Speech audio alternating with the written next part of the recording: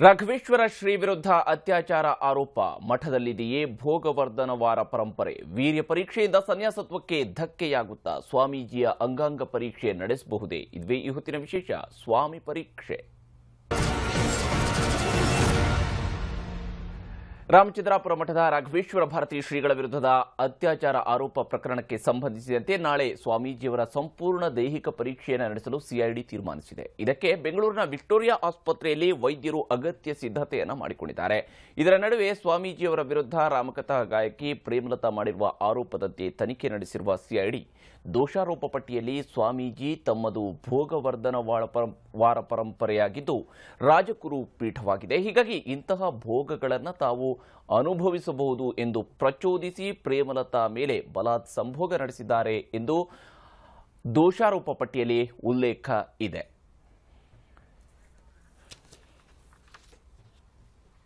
ಇಲ್ಲಿ 2-3 ಅಂಶಗಳ ಬಗ್ಗೆ ನಾವು ಅತ್ಯಂತ ಗಮನವನ್ನು ಹರಿಸಬೇಕಾಗಿರುತ್ತೆ. ಒಂದು, ಏನಿದು ಈ ರೀತಿಯಾದಂತೂ ಪರಂಪರೆ ಏನು ಮಠದಲ್ಲಿ ಇದೆಯಾ ಅನ್ನುವಂಥದ್ರ ಬಗ್ಗೆಯೂ ಕೂಡ ಪ್ರಮುಖವಾಗಿರ್ತಕ್ಕಂಥ ಅಂಶ. ಭೋಗವರ್ಧನವಾರ ಅನ್ನುವಂತಹ ಪರಂಪರೆ ಅಂದರೆ ಏನು, ರಾಜಗುರು ಪೀಠ ಅಂದರೆ ಏನು, ಹಾಗೆಯೇ ದೈಹಿಕ ಪರೀಕ್ಷೆಯನ್ನು ಸ್ವಾಮೀಜಿಯವರಿಗೆ ನಡೆಸುವಂತಹ ಸಂದರ್ಭದಲ್ಲಿ ಸನ್ಯಾಸತ್ವಕ್ಕೆ ಧಕ್ಕೆಯಾಗುತ್ತಾ ಅನ್ನುವಂಥದ್ದು ಇದೊಂದು ವಾದವು ಕೂಡ ಸಹಜವಾಗಿಯೇ ಇರುವಂತೂ. ಸನ್ಯಾಸತ್ವಕ್ಕೆ ಸಂಬಂಧಪಟ್ಟಂತೆ ಇರತಕ್ಕಂತಹ ಒಂದಷ್ಟು ಶಾಸ್ತ್ರೋಕ್ತವಾಗಿ ಇರತಕ್ಕಂತಹ ಅಂಶಗಳು ಏನು ಹೇಳ್ತವೆ, ಎಲ್ಲ ವಿಚಾರದ ಬಗ್ಗೆಯೂ ಕೂಡ ಮಾತಾಡೋಣ. ನಮ್ಮ ಜೊತೆಗೆ ನಮ್ಮ ಸ್ಟುಡಿಯೋದಲ್ಲಿ ಅತಿಥಿಗಳು ಕೂಡ ಜಾಯ್ನ್ ಆಗಿದ್ದಾರೆ. ಪ್ರಮುಖವಾಗಿ ನಮ್ಮ ಜೊತೆಗೆ ಈ ಕಾರ್ಯಕ್ರಮದಲ್ಲಿ ಹಿರಿಯ ವಕೀಲರಾಗಿರುವಂತಹ ಕೆ.ವಿ. ಧನಂಜಯ ಅವರು ನಮ್ಮ ಜೊತೆಗೆ ಜಾಯ್ನ್ ಆಗಿದ್ದಾರೆ. ರಾಘವೇಶ್ವರ ಭಾರತಿ ಶ್ರೀ ಅವರ ಆಪ್ತ ಭಕ್ತರಾಗಿರುವಂತಹ ರಾಘವೇಂದ್ರ ಹೆಗಡೆ ಅವರು ಈ ಕಾರ್ಯಕ್ರಮದಲ್ಲಿ ಜಾಯ್ನ್ ಆಗಿದ್ದಾರೆ. ನಿವೃತ್ತ ಹಿರಿಯ ಪೊಲೀಸ್ ಅಧಿಕಾರಿ ಬಸವರಾಜ್ ಮಾಲಗತ್ತಿ ಅವರ ಜೊತೆಗೆ ಈ ಕಾರ್ಯಕ್ರಮದಲ್ಲಿ ಜಾಯ್ನ್ ಆಗ್ತಾರೆ. ಹೈದರಾಬಾದ್ನಿಂದ ನಮ್ಮ ಜೊತೆಗೆ ವಿಧಿವಿಜ್ಞಾನ ತಜ್ಞರಾಗಿರುವಂತಹ ಡಾಕ್ಟರ್ ದಿನೇಶ್ ರಾವ್ ಅವರು ಜಾಯ್ನ್ ಆಗ್ತಾರೆ. ಮೈಸೂರು ಸ್ಟುಡಿಯೋದಿಂದ ನಮ್ಮ ಜೊತೆಗೆ ಧರ್ಮಶಾಸ್ತ್ರ ಪಂಡಿತರಾಗಿರುವಂತಹ ಡಾಕ್ಟರ್ ಶಲ್ವಪಿಳ್ಳೆ ಅಯ್ಯಂಗಾರ್ ಅವರು ಕೂಡ ಜಾಯ್ನ್ ಆಗ್ತಾರೆ. ಮೊದಲಿಗೆ ಕೆ.ವಿ. ಧನಂಜಯ ಅವರೇ, ಈಗ ಈ ಒಂದು ಪರೀಕ್ಷೆ ಇದು ದೈಹಿಕ ಪರೀಕ್ಷೆಯನ್ನು ನಡೆಸಬೇಕು ಅನ್ನೋದು ಆಲ್ರೆಡಿ ಚಾರ್ಜ್ ಶೀಟ್ ಅನ್ನು ಹಾಕಲಾಗಿದೆ. ಆದರೆ ಚಾರ್ಜ್ ಶೀಟ್ ಹಾಕೋದಕ್ಕೆ ಮುಂಚಿತವಾಗಿಯೇ ನೋಟಿಸ್ ಅನ್ನು ಕೂಡ ಕೊಡಲಾಗಿತ್ತು. ಅದಕ್ಕೆ ಇನ್ನೂ ಕೂಡ ಅಟೆಂಡ್ ಆಗಿಲ್ಲ ದೈಹಿಕ ಪರೀಕ್ಷೆಗೆ ಹಾಜರಾಗೋದಕ್ಕೆ. ಇದು ಎಷ್ಟು ಇಂಪಾರ್ಟೆಂಟ್ ಆಗುತ್ತೆ ಕ್ರಿಮಿನಲ್ ಕೇಸ್ನಲ್ಲಿ ಇಂತಹ ಒಂದು ಆರೋಪದಲ್ಲಿ? ದೈಹಿಕ ಪರೀಕ್ಷೆ ಅನ್ನುವಂಥದ್ದು ಬಹಳ ಪ್ರಾಥಮಿಕ ಹಂತದಲ್ಲಿ ಮಾಡಬೇಕಾದಂಥದ್ದು. ಚಾರ್ಜ್ ಶೀಟ್ ಹಾಕಿದ ಮೇಲೆ ಮಾಡೋದ್ರಲ್ಲಿ ಅರ್ಥ ಇರೋದಿಲ್ಲ. ಯಾತಕ್ಕೆ ಅಂದ್ರೆ ಈಗ ದೈಹಿಕ ಪರೀಕ್ಷೆಯನ್ನ ನೀವು ಮಾಡಿದ ನಂತರ ನಿಮಗೆ ನಂಬಿಕೆ ಇತ್ತು ಇಂಥ ಅತ್ಯಾಚಾರ ಆಗಿದೆ ಅನ್ನುವಂಥ ಬಲವಾದ ನಂಬಿಕೆ ಆಧಾರದ ಮೇಲೆ ನೀವು ಚಾರ್ಜ್ ಶೀಟ್ ಅನ್ನ ಫೈಲ್ ಮಾಡ್ತೀರಾ. ಸೊ ಚಾರ್ಜ್ ಶೀಟ್ ಫೈಲ್ ಮಾಡಿದ್ಮೇಲೆ ದೈಹಿಕ ಪರೀಕ್ಷೆ ಮಾಡ್ತೀವಿ ಅಂದ್ರೆ ಅದು ಹೇಗೆ ಅಂದ್ರೆ actually cart before the horse ಅಂತಾರಲ್ಲ, ಹಾಗಾಗತ್ತೆ. ಸೊ ಇದರಲ್ಲಿ ಅರ್ಥವಿರೋದಿಲ್ಲ ಫಸ್ಟ್ ಅಂಡ್ ಫಾರ್ಮೋಸ್ಟ್. ಎರಡನೇದು, ದೈಹಿಕ ಪರೀಕ್ಷೆಯನ್ನ ಮಾಡಿದ ನಂತರವಷ್ಟೇ ಚಾರ್ಜ್ ಶೀಟ್ ಫೈಲ್ ಮಾಡಬಹುದಿತ್ತು. ಚಾರ್ಜ್ ಶೀಟ್ ಇಂತಿಷ್ಟು ದಿನದೊಳಗೆ ಫೈಲ್ ಮಾಡಬೇಕು ಅಂತ ಯಾವುದೇ ಕಾನೂನಿಲ್ಲ. ಯಾಕೆಂದ್ರೆ ಇದು ಆಕ್ಚುಲಿ ರೇಪ್ ಅಂತ ಅಫೆನ್ಸ್ಗಳಲ್ಲಿ ಇಷ್ಟೇ ದಿನಗಳ ಒಳಗೆ ಚಾರ್ಜ್ ಶೀಟ್ ಫೈಲ್ ಮಾಡಬೇಕು ಅಂತ ಇರೋದಿಲ್ಲ. ಸೊ ವೆಯ್ಟ್ ಮಾಡಿ ದೈಹಿಕ ಪರೀಕ್ಷೆಯನ್ನ ನಡೆಸಿ ಫೈಲ್ ಮಾಡಬೇಕಿತ್ತು. ಸೊ ನಂಗನ್ಸುತ್ತೆ ಇದು ಸ್ವಲ್ಪ ಅಸಂಬದ್ಧವಾದ ಕೆಲಸವನ್ನ ಮಾಡ್ತಿದ್ದಾರೆ ಅಂತ ನನಗನ್ಸುತ್ತೆ. I feel so. ಒಂದು. ಎರಡನೇದಾಗಿ, ಈಗಾಗಲೇ FSL ಅಥವಾ ವಿಧಿವಿಧಾನ ಪ್ರಯೋಗಾಲಯದಿಂದ ಸ್ಪರ್ಮ್ ಅಥವಾ ಸಿಮೆನ್ ಸ್ಟೈನ್ ಬಂದಿದೆ ಅಂತ ಚಾರ್ಜ್ ಶೀಟ್ ನಲ್ಲಿ ಹೇಳಿದ್ದಾರೆ ಅಂತ ಮಾಧ್ಯಮದಲ್ಲಿ ಬಂದಿದೆ. ಹೀಗಿದ್ದ ಮೇಲೆ ಮತ್ತೆ ಸಿಮೆನ್ ಕೇಳೋ ಅಂತದ್ರಲ್ಲಿ ಅರ್ಥವಿರೋದಿಲ್ಲ ಫಸ್ಟ್ ಅಂಡ್ ಫಾರ್ಮೋಸ್ಟ್. ಯಾತಕ್ಕೆ ಅಂದ್ರೆ ಸಿಮೆನ್ ಅಲ್ಟಿಮೇಟ್ಲಿ ಏನ್ ಗೊತ್ತಾಗುತ್ತೆ DNA ಟೆಸ್ಟಿಂಗ್ ಮೂಲಕ ಅಂದ್ರೆ blood is equivalent of semen. So blood ನ ಕೇಳಬಹುದು. ಯಾವುದೇ ಒಬ್ಬ ವ್ಯಕ್ತಿಗೆ ತನ್ನ ಬ್ಲಡ್ ಅನ್ನ ಕೊಡೋದಿಲ್ಲ ಅಂತ ಹೇಳಲಿಕ್ಕೆ ಆಗೋದಿಲ್ಲ. ಸೊ ಬ್ಲಡ್ ಅನ್ನ ಅವರು ಕೇಳಬಹುದು ಸಾಧಾರಣವಾಗಿ, ಅಂಡ್ ಬ್ಲಡ್ ಅನ್ನ ಪ್ರತಿಯೊಬ್ರು ಕೊಡ್ಲೇಬೇಕಾಗತ್ತೆ. ಬಟ್ ಸಿಮೆನ್ ಕೇಳುವಂತದ್ದು ನಿರಾಕರಣೆ ಮಾಡುವಂತ ಹಕ್ಕು ಪ್ರತಿಯೊಬ್ಬ ನಾಗರಿಕನಿಗಿರುತ್ತೆ. ಯಾಕೆಂದ್ರೆ first and foremost it norms of decency ಅದನ್ನ ವೈಲೇಟ್ ಮಾಡುತ್ತೆ. ಒಂದು ವೇಳೆ ಕೇಳಿದ್ದಂತ ವಸ್ತುವನ್ನ ಆತ ಕೊಡೋದಿಲ್ಲ ಅಂದ್ರೆ ಪೊಲೀಸ್ನವರು ಬಲವಂತವಾಗಿ ಆ ಒಂದು ವಸ್ತುವನ್ನ ತಗೊಳ್ಬೇಕಾಗತ್ತೆ ಅವರಿಂದ. ನಾವು ಸಿಮೆನ್ ಅನ್ನ ಹೇಗೆ ಎಕ್ಸ್ಟ್ರಾಕ್ಟ್ ಮಾಡ್ತೀರಿ ಯಾವುದೇ ಒಬ್ಬ ವ್ಯಕ್ತಿಯಿಂದ? It's very indecent. ವಿಶ್ವದ ಬೇರೆ ಯಾವುದೇ ರಾಷ್ಟ್ರದಲ್ಲಿ ಒಬ್ಬ ರೇಪ್ ಅಕ್ಯೂಸ್ಡ್ ಅವನಿಂದ ಬಲವಂತವಾಗಿ ಸೀಮೆನ್ ತಗೊಳ್ಳುವಂತ ಒಂದು ವ್ಯವಸ್ಥೆ ಬೇರೆ ಯಾವುದೇ ದೇಶದಲ್ಲಿಲ್ಲ. ಕೇವಲ ಭಾರತದಲ್ಲಿ ಮಾತ್ರ ಇದೆ. ಇದನ್ನ ಯಾರು ಚಾಲೆಂಜ್ ಮಾಡಿಲ್ಲ ಇದುವರೆಗೂ ಕೋರ್ಟ್ನಲ್ಲಿ ಸರಿಯಾಗಿ. ಯಾತಕ್ಕೆ ಅಂದ್ರೆ ಭಾರತದಾದ್ಯಂತ ನನಗನ್ಸುತ್ತೆ ಕೈ ಬೆರಳಿಕೆ ಅಷ್ಟು ಪ್ರಕರಣಗಳು ಮಾತ್ರ ಬಂದಿದ್ದಾವೆ. ಅಂಡ್ ಪ್ರತಿಯೊಬ್ರು ಕೂಡ ತಮ್ಮ ಒಂದು ಸಮಸ್ಯೆಯಿಂದ ಹೊರಗೆ ಬರುವಂತದ್ದನ್ನು ನೋಡ್ತಾರೆ ವಿನ ಇದರ ಒಂದು ಸಂವಿಧಾನ ಬದ್ಧತೆಯನ್ನು ಯಾರು ಪ್ರಶ್ನೆ ಮಾಡ್ಲಿಕ್ಕೆ ಹೋಗಿಲ್ಲ. ಬಟ್ ಪ್ರಶ್ನೆ ಮಾಡಿದ್ರೆ ಇದು ಖಂಡಿತ ಮುರಿದು ಬೀಳುತ್ತೆ. ಯಾಕೆ ಅಂದ್ರೆ ಸ್ಪರ್ಮ್ ಅಥವಾ ಸೀಮೆನ್ ಅವಶ್ಯಕತೆ ಬರೋದೇ ಇಲ್ಲ ಪೊಲೀಸ್ನವ್ರಿಗೆ. ಯಾಕಂದ್ರೆ blood is equivalent of semen. Blood ಮೂಲಕ ನೀವು ಯಾವ್ದೆಲ್ಲ ಟೆಸ್ಟಿಂಗ್ ಮಾಡ್ಲಿಕ್ಕೆ ಅವಕಾಶ ಆಗುತ್ತೆ ಅಂಡ್ ಸಿಮೆನ್ ಮೂಲಕ ಯಾವ್ದೆಲ್ಲ ಮಾಡ್ಲಿಕ್ಕೆ ಆಗುತ್ತೆ, they are more or less the same. DNA testing. So ಹಂಗಿರೋದ್ರಿಂದ ಇದು ಅವಶ್ಯಕತೆ ಬರೋದಿಲ್ಲ. ನೀವು ಯಾರನ್ನಾದ್ರೂ ಹ್ಯುಮಿಲಿಯೇಟ್ ಮಾಡಬೇಕು ಅಂದ್ರೆ, ಯಾರನ್ನಾದ್ರೂ ಅವಮಾನಿಸಬೇಕು ಸಾರ್ವಜನಿಕವಾಗಿ ಅಂದ್ರೆ ಇಂಥ ಒಂದು ಆಕ್ಚುಲಿ ಬೇಡಿಕೆಯನ್ನ ಖಂಡಿತ ಇಟ್ರೇನಾಗತ್ತೆ, ಸಾಕಷ್ಟು ಅವಮಾನಕ್ಕೆ ಒಳಗಾಗ್ತಾರೆ. ಸೊ ದೇರ್ ಫೋರ್ ನಾನು ಹೇಳುವಂತದ್ದು ನಮ್ಮ CID ಅವರು ಸ್ವಲ್ಪ ಆಕ್ಚುಲಿ ಇನ್ನೂ ಹೆಚ್ಚು ಜವಾಬ್ದಾರಿಯುತವಾಗಿ ವರ್ತಿಸಬೇಕು. ಒಂದು ಅಂಶ ತಮ್ಮ ಗಮನಕ್ಕೆ ತರುವಂತದ್ದು, ಇಲ್ಲಿ ದೈಹಿಕ ಪರೀಕ್ಷೆಯಲ್ಲಿ ಈಗ ಅಂಗಾಂಗಗಳ ಪರೀಕ್ಷೆಯ ವಿಚಾರವೂ ಕೂಡ ಬರುತ್ತೆ. ಇದಕ್ಕೆ ಸಂಬಂಧಪಟ್ಟಂತೆ ಪೊಟೆನ್ಸಿ ಅಂಶವೂ ಕೂಡ ಒಂದು ಸೇರ್ಕೊಳ್ಳುತ್ತೆ ಇದರಲ್ಲಿ. ಆದರೆ ಹೀಸ್ ಪೊಟೆಂಟ್ ಅನ್ನುವಂಥ ಆರ್ಗ್ಯುಮೆಂಟ್ ಅನ್ನ ಆಲ್ರೆಡಿ ಸ್ವಾಮೀಜಿಯವರ ಪರ ವಕೀಲರು ಕೂಡ ಈಗಾಗಲೇ ಹೇಳ್ತಾ ಇರುವಂಥದ್ದು, ಮಾಡಿರುವಂಥದ್ದು ಕೂಡ. ಆದರೆ ದೈಹಿಕ ಪರೀಕ್ಷೆಯಲ್ಲಿ ಅಂಗಾಂಗಗಳಿರ್ತಕ್ಕಂತಹ ಗುರುತುಗಳ ಬಗೆಗಿನ ಒಂದು ಪರೀಕ್ಷೆಯು ಕೂಡ ಸ್ವಾಮೀಜಿಯವರು ಒಳಪಟ್ಟಿರಲಿಲ್ಲ. ಆ ಸಂದರ್ಭದಲ್ಲಿ ಕೂಡ ನಿರಾಕರಿಸಿದ್ರು. ಇದರ ಅವಶ್ಯಕತೆನೇ ಇಲ್ವಾ? ಹಾಗಾದ್ರೆ ಈ ಸಂದರ್ಭದಲ್ಲಿ ನಿರಾಕರಣೆ ಮಾಡದಂತ ಸಂದರ್ಭ ಅದನ್ನ ಒಪ್ಕೊಳ್ಬೇಕಾಗತ್ತೆ? ಇದರ ಅವಶ್ಯಕತೆ ಬರುತ್ತೆ. ಗುರುತುಗಳ ವಿಚಾರವಾಗಿ ಆಕ್ಚುಲಿ ಪ್ರೈವೇಟ್ ಆಗಿ ವಸ್ತ್ರಗಳನ್ನೆಲ್ಲ ತೆಗೆದು ಒಂದು ವೇಳೆ ಪರೀಕ್ಷೆ ಮಾಡ್ತೀವಿ ಅಂತ, ಯಾತಕ್ ಪರೀಕ್ಷೆ ಮಾಡ್ತಾರೆ ಅಂದ್ರೆ ಆ ಒಂದು ವಿಕ್ಟಿಮ್ ಒಂದು ವೇಳೆ ಹೇಳಿಕೆಯನ್ನ ಕೊಟ್ಟಿದ್ರೆ ಇವರ ಇಂಥ ಒಂದು ಅಂಗಗಳಲ್ಲಿ ಇಂತಿಂತ ಮಚ್ಚೆ ಇದೆ ಅಂತ. ಸೊ ಅದು ತುಂಬಾ ಖಾಸಗಿ ವಿಚಾರ ಆಗಿರೋದ್ರಿಂದ ಬೇರೆಯವರಿಗೆ ಗೊತ್ತಾಗೋದಿಲ್ಲ. ಬಟ್ ಆದ್ರೆ ರೇಪ್ ವಿಕ್ಟಿಮ್ ಹೇಳಿದ ಪಕ್ಷದಲ್ಲಿ ಅದನ್ನ ವೆರಿಫೈ ಮಾಡ್ಕೊಳ್ಳಿಕ್ಕೆ ಅಂತ ಒಂದು ಪರೀಕ್ಷೆಯನ್ನ ಮಾಡುವಂತ ಪ್ರತಿಯೊಂದು ಅಧಿಕಾರವು CID ಅಧಿಕಾರಿಗಳಿಗಿರುತ್ತೆ. ಒಂದು ವೇಳೆ ಅವರು ಕೈ ಬಿಟ್ಟಿದ್ರೆ ಹೀಗ್ ಮಾಡಬಹುದು. ಆಯ್ತಲ್ಲ. ಸೊ ದೇರ್ ಫೋರ್ ಅದರಲ್ಲಿ ಯಾವುದೇ ಅಭ್ಯಂತರ ಇರ್ಲಿಕ್ಕೆ ಆಗೋದಿಲ್ಲ. ಮತ್ತೆ ಯಾವುದೇ ನ್ಯಾಯಾಲಯವು ಕೂಡ ಅದರಲ್ಲಿ ಹಸ್ತಕ್ಷೇಪ ಮಾಡ್ಲಿಕ್ಕೆ ಹೋಗೋದಿಲ್ಲ. ಖಂಡಿತ. ತಾವೇನು ಹೇಳ್ತೀರಿ ರಾಘವೇಂದ್ರ ಹೆಗಡೆ ಅವರೇ ಈ ಒಂದು ಪರೀಕ್ಷೆಯ ವಿಚಾರಕ್ಕೆ ಸಂಬಂಧಪಟ್ಟ ಹಾಗೆ? ಧನಂಜಯ್ ಅವರು ಖ್ಯಾತ ವಕೀಲರು ಅವ್ರು ಹೇಳಿರೋ ಮಾತನ್ನ ನಾನೊಬ್ಬ ಮಠದ ನಿಷ್ಠಾವಂತ ಭಕ್ತನಾಗಿ ಗುರುಗಳ ಶಿಷ್ಯನಾಗಿ ಒಪ್ಕೊಳ್ತೇನೆ. ನಾವು ರಾಮಚಂದ್ರಾಪುರ ಮಠದ ಮೇಲೆ ನಡೆದಿರೋದು ಷಡ್ಯಂತ್ರ ಅಂತ ಮೊದಲ ಬಾರಿ ಇಲ್ಲೇ ಪತ್ರಿಕಾಗೋಷ್ಠಿ ಮಾಡಿದಾಗಿಂದ ಕೂಡ ಹೇಳ್ತಾ ಇದ್ದೇವೆ. ರಕ್ತದ ಮಾದರಿ, ಕೂದಲಿನ ಮಾದರಿ ಸಂಗ್ರಹ ಆದಮೇಲೆ ಅವರಿಗೆ ಬೇಕಾಗುವಂತಹ DNA ಮಾದರಿ ಸಿಕ್ಕಿದ ಮೇಲೆ ಉದ್ದೇಶಪೂರ್ವಕವಾಗಿ ಗುರುಗಳನ್ನ ಅವಮಾನ ಮಾಡಬೇಕು ಅನ್ನೋ ಒಂದೇ ಉದ್ದೇಶಕ್ಕೆ ಈ ಪರೀಕ್ಷೆಗಳಿಗೆ ಅವರನ್ನು ಒಳಪಡಿಸ್ತಾ ಇದ್ದಾರೆ. ಆಮೇಲೆ ನಾವು ಇದಕ್ಕೆ ಯಾಕೆ ಸಿದ್ಧ ಇಲ್ಲ ಅಂತ ಹೇಳ್ತಾ ಇದ್ದೇವೆ ಅಂದ್ರೆ, ನಮ್ಮ ಸನಾತನ ಭಾರತೀಯ ಪರಂಪರೆಯ ವಿಶೇಷತೆಯನ್ನ ನಮ್ಮ ಪ್ರಧಾನಿ ಇವತ್ತು ಜಾಗತಿಕ ಮಟ್ಟದಲ್ಲಿ ಹೆಮ್ಮೆಯಿಂದ ಹೇಳ್ಕೊಳ್ತಾ ಇರುವಾಗ, ಪ್ರತಿನಿಧಿಸ್ತಾ ಇರುವಾಗ, 1200 ವರ್ಷ ಪರಂಪರೆಯಿಂದ ಬಂದಂತಹ ಇಂಥ ರಾಜಗುರು ಪೀಠಕ್ಕೆ ಸಮರ್ಥವಾದ ಉತ್ತರಾಧಿಕಾರಿಯೊಬ್ಬರು ಇದ್ದು ಅವರು ಅತ್ಯಂತ ಯಮನಿಯಮ, ಆಸನ, ಪ್ರಾಣಾಯಾಮ, ಪ್ರತ್ಯಾಹಾರ, ಧ್ಯಾನ, ಧಾರಣ, ಸಮಾಧಿ, ಇದು ಅಷ್ಟಾಂಗ ಯೋಗ, ಇದು ಎಲ್ಲವನ್ನ ಪಾಲನೆ ಮಾಡಿಕೊಂಡು ಬರ್ತಾ ಇರೋ ಸಂದರ್ಭದಲ್ಲಿ ಇಂಥದ್ದೊಂದು ಪರೀಕ್ಷೆಗೆ ಒಳಪಡಿಸಿ ಅವರನ್ನು ಅವಮಾನ ಮಾಡಬೇಕು ಅನ್ನೋ ಒಂದೇ ಉದ್ದೇಶ. ಹಾಗಾಗಿ ಅವರು ಇದನ್ನ ಭೈರಪ್ಪ ಅವರ ಮಂದ್ರ ಕಾದಂಬರಿಯಲ್ಲಿ ತುಂಬಾ ಚೆನ್ನಾಗಿ ಬರೀತಾರೆ. ಅದರಲ್ಲಿ ಏನು ಹೇಳ್ತಾರೆ, ಸಾಧಕ ಆದವನು ಉನ್ನತ ಸ್ಥಿತಿಗೆ ಅಂದ್ರೆ ಸಿದ್ಧಿಗಳ ಮಟ್ಟಕ್ಕೆ ಏರ್ತಾ ಹೋಗುವಾಗ ಅವನು ಊರ್ಧ್ವ ರೇತಸ್ಕ ಆಗಿರಬೇಕು, ಅಧೋರೇತಸ್ಕ ಆಗಿರಬಾರದು ಅಂತ. ಇಲ್ಲಿ ಅವ್ರಿಗೆ ಮಾಡಕ್ ಹೊರಟಿರೋ ಪರೀಕ್ಷೆ ಅದು ಒಂದು ಅವಮಾನದ ಉದ್ದೇಶ, ಇನ್ನೊಂದು ಅದರ ಹಿಂದೆ ಹೀಗ್ ಮಾಡಿ ಅವಮಾನ ಮಾಡಿ ಪೀಠತ್ಯಾಗಕ್ಕೆ ಮತ್ತೊಂದು ಪ್ರಚೋದನೆ ಮಾಡ್ಲಿಕ್ಕಷ್ಟೇ. ಆಮೇಲೆ ಬಲವಂತದಿಂದ ಹೀಗೆ ಮಾಡಿದಾಕ್ಷಣ ಅವ್ರು ಪೀಠತ್ಯಾಗ ಮಾಡಬೇಕಾಗಿ ಏನೂ ಬರೋದಿಲ್ಲ. ಯಾಕೆಂದ್ರೆ ಅವರು ಮನಸ್ಸಿರೋದು ಧ್ಯಾನದಲ್ಲಿ, ಸಾಧನೆಯಲ್ಲಿ, ಆಸಕ್ತಿಯಲ್ಲಿ.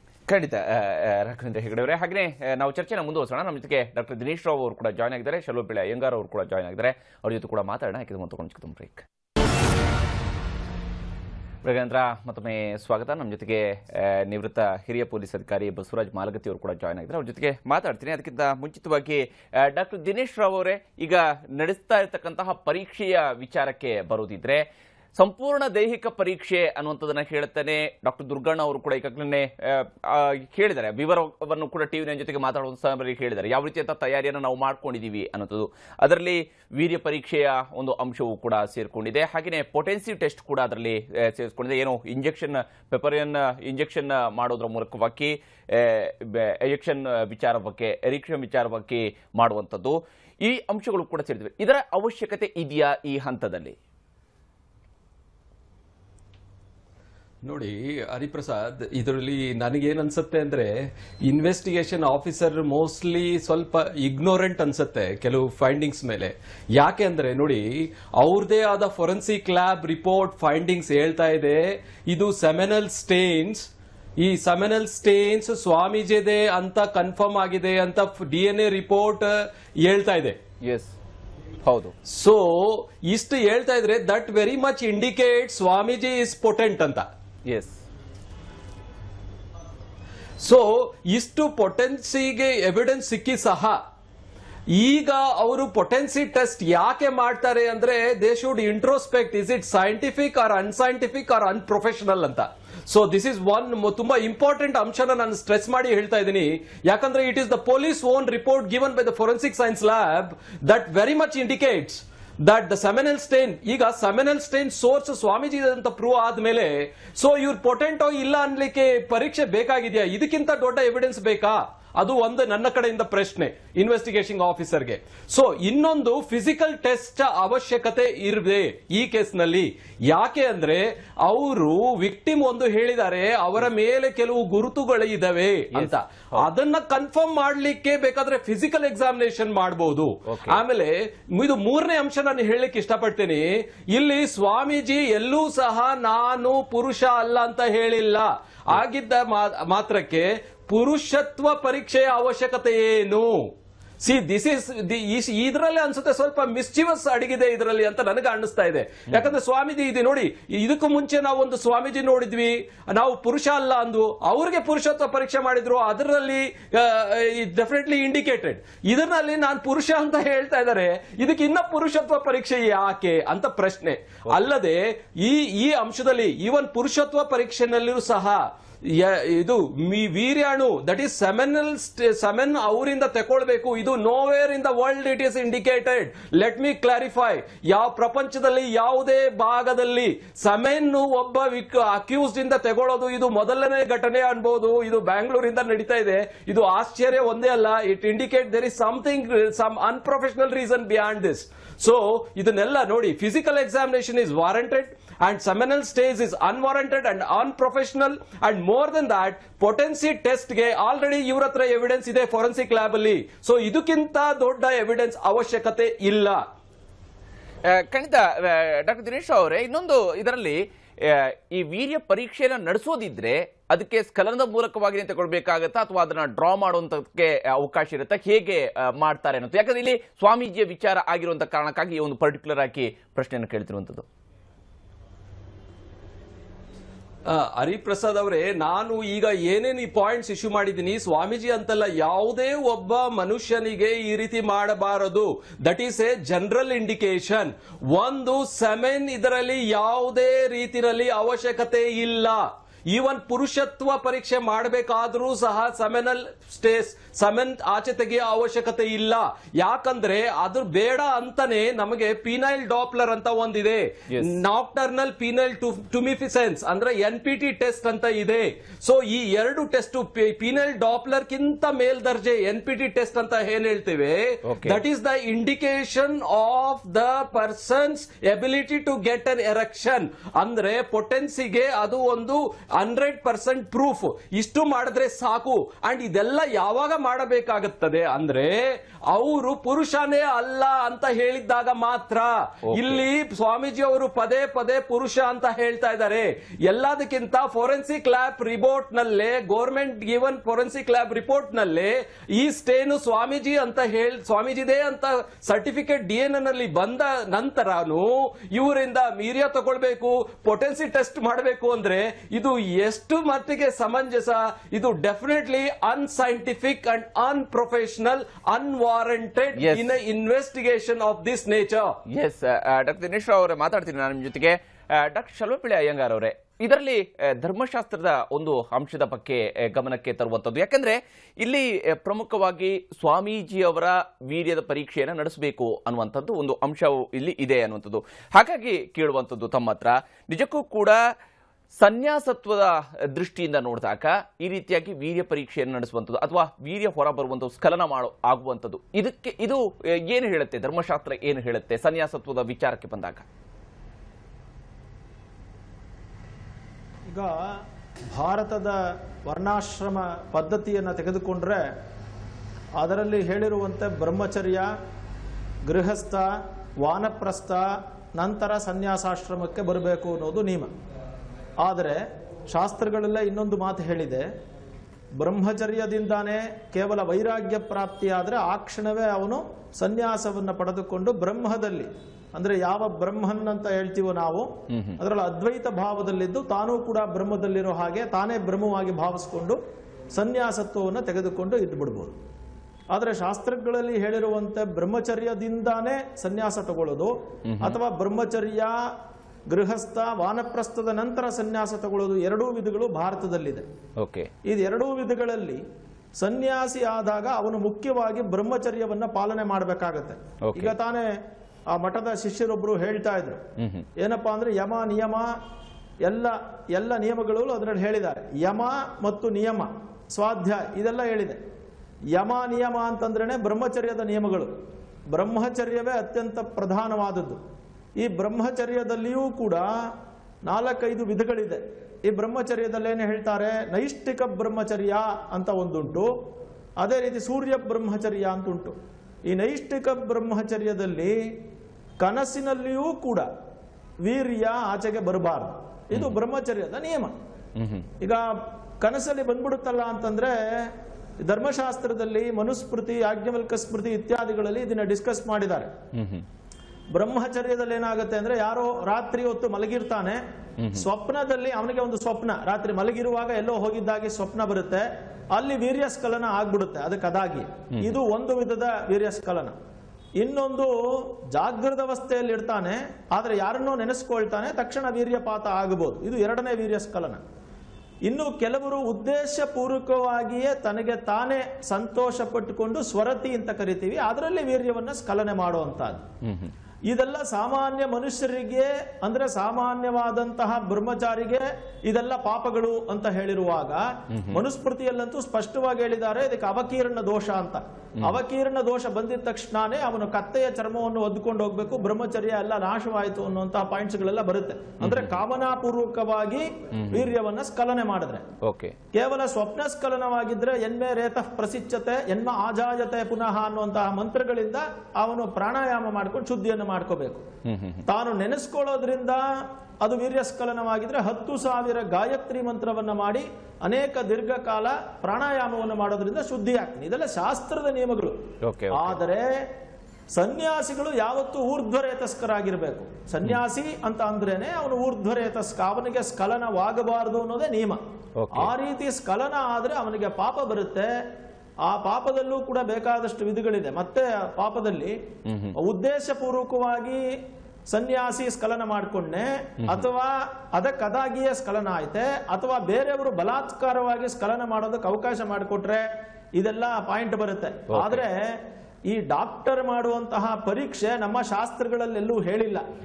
ಆದ್ರಿಂದ ವೀರ್ಯ ಸ್ಖಲನ ಅನ್ನೋದು ಒಂದು ದೊಡ್ಡ ಪಾಪವಾಗಿ, ದೋಷವಾಗಿ, ಅವಕೀರ್ಣ ದೋಷವಾಗಿ ಶಾಸ್ತ್ರಗಳು ಹೇಳ್ತವೆ. ಹರಿಪ್ರಸಾದ್, ಖಂಡಿತ ಶಲ್ಪಳೆಯಂಗರವರ ಮಾತಾಡ್ತೀನಿ ನಾನು ನಿಮ್ಮ ಜೊತೆಗೆ. ಹಾಗೆ ಮಾಲಗತ್ತಿಯವರೇ, ಈ ಹಂತದಲ್ಲಿ ಇಂತಹ ಒಂದು ಪರೀಕ್ಷೆಯ ಅವಶ್ಯಕತೆ ಏನು, ಔಚಿತ್ಯ ಏನು ಅನ್ನುವಂಥದ್ದು, ಯಾಕೆ ಚಾರ್ಜ್ ಶೀಟ್ ಸಲ್ಲಿಸಿದ ನಂತರ ಈ ರೀತಿಯಂತಹ ಒಂದು ನಿರ್ಧಾರಕ್ಕೆ ಹಾಗಾದ್ರೆ ತನಿಖಾಧಿಕಾರಿ ಬರ್ತಾರೆ? ದೈಹಿಕ ಪರೀಕ್ಷೆಗೆ ಅದಕ್ಕೆ ಕೋರ್ಟ್ ಪರ್ಮಿಷನ್ ಬೇಕಾಗ್ತದೆ. ಆ ರೀತಿ ಲೇಟಾಗಿ ಕೋರ್ಟ್ನವ್ರು ಪರ್ಮಿಷನ್ ಕೊಟ್ಟಿರಬೇಕು. ಇವರ ನಡುವೆ ಬೇಡ ಅಂತ ಹೇಳೋದು ಅಬ್ಜೆಕ್ಷನ್ ಹಾಕಿದ್ರು ಕೋರ್ಟ್ಲಿಂದ. ಅದು ಸ್ವಲ್ಪ ಡಿಲೇ ಆಗಿದೆ. ಚಾರ್ಜ್ ಶೀಟ್ ಆದಮೇಲೂ ಮಾಡಿಸ್ಲಿಕ್ಕೆ ಏನು ತೊಂದರೆ ಇಲ್ಲ. ಯಾಕೆ ಅನೇಕ ರಿಪೋರ್ಟ್ಗಳನ್ನು, FSL ರಿಪೋರ್ಟ್ಗಳನ್ನು ನಾವು ಚಾರ್ಜ್ ಶೀಟ್ ಸಬ್ಮಿಟ್ ಮಾಡಿದ್ಮೇಲೆ ಸ್ಪೆಷಲ್ ಆಗಿ ಮತ್ತೆ ಸಬ್ಮಿಟ್ ಮಾಡ್ತೇವೆ.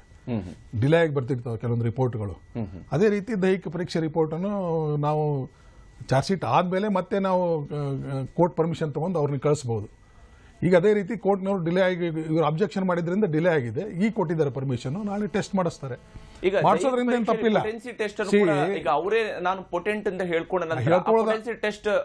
ಹೇಳ್ಕೊಳ್ಳೋದ್ರಿಂದ ಅದು ವೈಜ್ಞಾನಿಕವಾಗಿ ಅದು ಇದು ಆಗೋದಿಲ್ಲ, ಅಥೆಂಟಿಕೇಟ್ ಆಗೋದಿಲ್ಲ. Expert opinion is important. ಅದಕ್ಕೆ ಎಕ್ಸ್ಪರ್ಟ್ ಯಾರಂದ್ರೆ ಅವರೆಲ್ಲ ಡಾಕ್ಟರ್ಸ್ ಕನ್ಸಲ್ಟ್ ಅವರು ಲ್ಯಾಬ್ಲಿಂದ ಟೆಸ್ಟ್ ಮಾಡಿಸಿ ಕೊಡ್ತಾರೆ ರಿಪೋರ್ಟ್. ಅದು ಅಥೆಂಟಿಕ್ ಆಗಿರ್ತದೆ, ಬರೀ ಬಾಯಿಂದ ಹೇಳೋದ್ರಂತಲ್ಲ. ಈಗ ಯಾರೋ ಆರೋಪಿಗೆ ಕೋರ್ಟ್ ಮುಂದೆ ಹಾಜರಾಗಿ ನಾನು ಮಾಡಿದ್ದೀನಿ ಆರೋಪಿ ಅಂದ್ರೆ ಅದು ಇದು ಆಗ್ತದ? ಅದಕ್ಕೆ ಸಾಕ್ಷ್ಯಾಧಾರಗಳು ಎಲ್ಲನೂ ಬೇಕಾಗ್ತದೆ. ಬೇರೆ ಯಾವನೋ ಬಂದು ಇನ್ನೋಸೆಂಟ್ ಬಂದು ನಾನು ಮಾಡಿದ್ದೀನಿ ಅಂತ ಹೇಳ್ತಾನೆ, ಅದು ಹೆಂಗೆ ಒಪ್ಲಿಕ್ಕೆ ಸಾಧ್ಯ ಇದೆ? ಅದೇ ರೀತಿ ಇದನ್ನು ಟೆಸ್ಟ್ನು ವೈಜ್ಞಾನಿಕವಾಗಿ ಪ್ರೂವ್ ಆಗಬೇಕದು. ಅದಕ್ಕೆ ಟೆಸ್ಟ್ ಮಾಡ್ತಾ ಇದ್ದಾರೆ. ಇದಕ್ಕೆ ಮುಂಚೆ ನಾವು ಒಂದೇ ಅಂಶ ಹೇಳಬೇಕಂತಂದ್ರೆ, ಈಗ ಕೇಸ್ ಆದಮೇಲೆ ವಿಕ್ಟಿಮ್ ಅನ್ನು ಏನಿರ್ತಾರೆ ಆ ಎಮ್ಮನ್ನು ಮೆಡಿಕಲ್ಗೆ ಕಳಿಸಿರ್ತಾರೆ. ಆ ಮೆಡಿಕಲ್ನಲ್ಲಿ ಅನೇಕ ವರದಿಗಳನ್ನು ಕೇಳ್ತೀವಿ ನಾವು. ಇವಳಿಗೆ ರೇಪ್ ಆಗಿದೆಯಾ, ಇವಳದು ಗುಪ್ತಾಂಗಗಳ ಮೇಲೆ ಏನಾದರೂ ಗಾಯಗಳಿದಾವ, ಅಥವಾ ಮೈ ಮೇಲೆ ಏನಾದರೂ ಪರಿಚಿದಂಥ ಗಾಯಗಳಿದಾವ, ಅಥವಾ ಇವಳಿಗೆ ಏನಾದರೂ ಗುಪ್ತ ರೋಗಗಳಿದಾವ. ಹೀಗೆ ಅನೇಕ ರೀತಿಯ ನಾವು ಏನಾದರೂ ಇದ್ರ ಮೇಲೆ ಪ್ಯೂಬಿಕ್ ಹೇರು, ಸಾಮಾನು ಗಿಮ್ಮನ್ನು ಏನಾದರೂ ಬಿದ್ದಿದೆಯಾ, ಇಂಥವೆಲ್ಲ ಅನೇಕ ಪ್ರಶ್ನೆಗಳನ್ನು ಕೇಳ್ತೇವೆ ಡಾಕ್ಟ್ರಿಗೆ. ಅದಕ್ಕೆ ಇವ್ರದ್ದು ಮೆಡಿಕಲ್ ಕಳಿಸೋದು ಅವಶ್ಯಕತೆ ಇರ್ತದೆ. ಅಕಸ್ಮಾತ್ ಇವ್ರಿಗೇನಾದರೂ ಇವ್ರಿಗೆ ಕಳಿಸಿದ ಮೇಲೆ ಇವ್ರಿಗೆ ಕೇಳ್ತೇವೆ ನಾವು, ಇವ್ರಿಗೇನಾದರೂ ಗುಹ್ಯ ರೋಗವಿದ್ದಾವ, ಅವಳಿಗೇನಾದರೂ ಇದ್ದ, ಅಕಸ್ಮಾತ್ ಅವ್ರಿಗೇನಾದರೂ ಬಂದಿತ್ತಂದರೆ ಅವ್ರ ವರದಿಯಲ್ಲಿ, ವಿಕ್ಟಿಮ್ ವರದಿಯಲ್ಲಿ ಏನಾದರೂ ಇತ್ತಂದರೆ ಅದು ಇದರಲ್ಲಿ ಹಿಂದೆ ನೋಡಿ ನೀವು ನಿತ್ಯಾನಂದ ಕೇಸ್ನಲ್ಲಿ ಏನೋ ಕೇಳಿರ್ಬೇಕು, ಅದರಲ್ಲಿ ಅದೇ ರೀತಿ ಇದೇ ಥರ ರಿಪೋರ್ಟ್ ಆಗಿತ್ತು. ಮತ್ತು ಡಾಕ್ಟರ್ ರಾವ್ ಅವರು ಹೇಳ್ತಾ ಇದ್ರು ಅದು ಟೆಸ್ಟ್ ಕಳಿಸೋದು ಯಾವ ಮೊದಲನೇ ಕೇಸಲ್ಲಿ ನಿತ್ಯಾನಂದ ಕೇಸಲ್ಲಿ ಮಾಡಿದ್ದಾರೆ, ಟೆಸ್ಟ್ ಮಾಡಿದ್ದಾರೆ, ಫಿಸಿಕಲ್ ಟೆಸ್ಟ್ ಮಾಡಿಸೋದು ಕೊನೆಗೆ ಮಾಡಿದ್ದಾರೆ. ಅದಕ್ಕೆ ವೈಜ್ಞಾನಿಕ ರೀತಿಯಿಂದ ಅಥೆಂಟಿಕ್ ಆಗಿ ರಿಪೋರ್ಟ್ ತಗೋ ಸಲುವಾಗಿ ಈ ಟೆಸ್ಟ್ಗಳ ಅವಶ್ಯ ಇದೆ.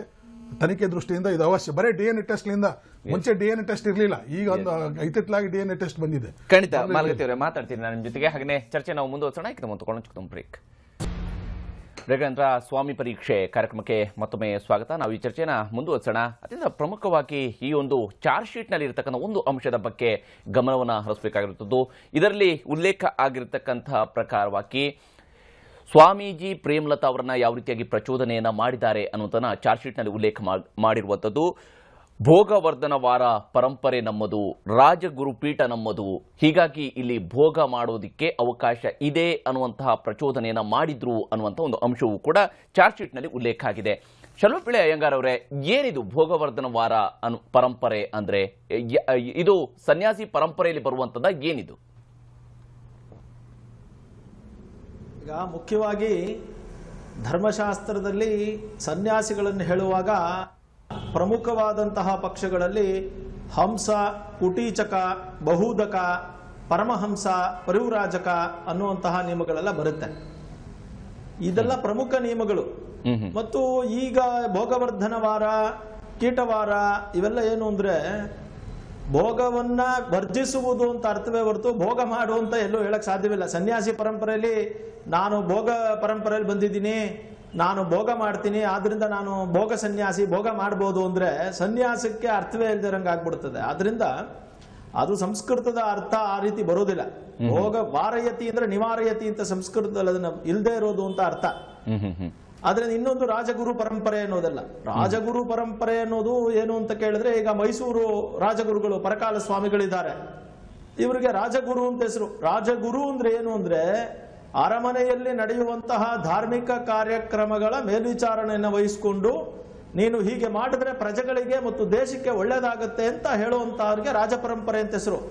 ಆದ್ರೆ ರಾಜಪರಂಪರೆಯ ಸನ್ಯಾಸಿಗಳು ಕೂಡ ಭಾರತದ ಧರ್ಮಶಾಸ್ತ್ರಗಳಲ್ಲಿ ಹೇಳಿರುವಂತಹ ಸನ್ಯಾಸ ಪರಂಪರೆಯನ್ನೇ ಅನುಸರಿಸ್ತಾ ಇರಬೇಕು. ಉದಾಹರಣೆಗೆ ನೀವು ನೋಡಬಹುದು, ಅದು ಪರಕಾಲ ಮಠ ಇರಬಹುದು ಅಥವಾ ಶೃಂಗೇರಿಯ ರಾಜಗುರುಗಳಿರ್ಬೋದು, ಇವರೆಲ್ಲ ರಾಜಗುರುಗಳಾಗಿದ್ದವ್ರೆ.